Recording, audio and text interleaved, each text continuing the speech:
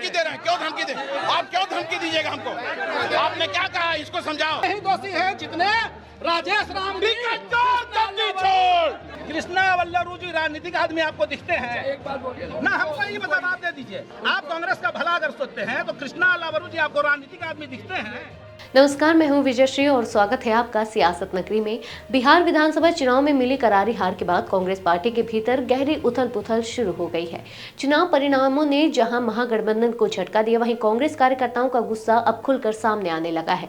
पटना के सदाकत आश्रम में पार्टी कार्यकर्ताओं ने जोरदार हंगामा किया और चुनाव के दौरान हुए टिकट वितरण को लेकर प्रदेश नेतृत्व पर सीधे तौर पर गंभीर आरोप लगाए। हालात इतने बिगड़ गए कि पूर्णिया के निर्दलीय सांसद पप्पू यादव, जो भीड़ को शांत कराने पहुंचे थे, उन्हें भी गुस्साए कार्यकर्ताओं के बीच असहज स्थिति का सामना करना पड़ा। जैसे पप्पू यादव सदाकत आश्रम पहुंचे, कार्यकर्ताओं की नाराजगी और बढ़ गई। प्रदर्शन कर रही भीड़ ने नारेबाजी तेज कर दी और नेताओं पर टिकट बेचने और पार्टी को कमजोर करने के आरोप लगाए। कुछ देर तक समझाने की कोशिश नाकाम होने के बाद पप्पू यादव अचानक जमीन पर लेट गए और कहा कि वह लड़ने नहीं बल्कि कार्यकर्ताओं की बात सुनने आए हैं।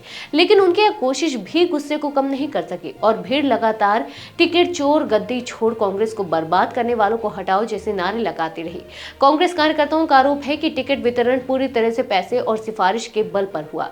कई कार्यकर्ताओं ने प्रदेश अध्यक्ष राजेश राम और बिहार प्रभारी कृष्णा अल्लावरू पर टिकट बिक्री में शामिल होने का आरोप लगाया। प्रदर्शनकारियों ने मांग की कि दोनों नेताओं को तुरंत पद से हटाया जाए और टिकट वितरण में शामिल सभी लोगों के खिलाफ कार्रवाई हो।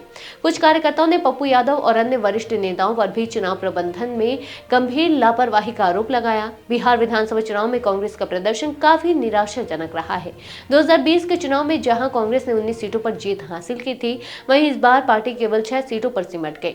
चुनाव के दौरान ना तो गठबंधन प्रबंधन मजबूत दिखा और ना ही टिकट वितरण से लेकर प्रचार रणनीति तक कोई स्पष्ट दिशा दिखाई दी। इस खराब प्रदर्शन ने कांग्रेस कार्यकर्ताओं में गहरा असंतोष पैदा कर दिया है, जो अब हंगामे के रूप में सामने आने लगा है। चुनाव परिणामों के बाद पार्टी के भीतर सवाल उठने लगे हैं कि गलतियां कहां हुई और हार की जिम्मेदारी कौन लेगा।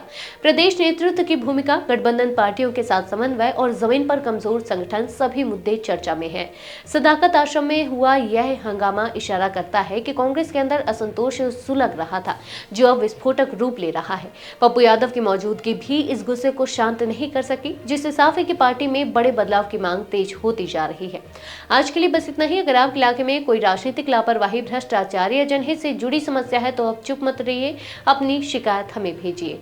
सियासत नगरी आपकी आवाज को मंच देगा और जवाबदेही तय करेगा, क्योंकि अब हर सवाल होगा सीधा सत्ता से।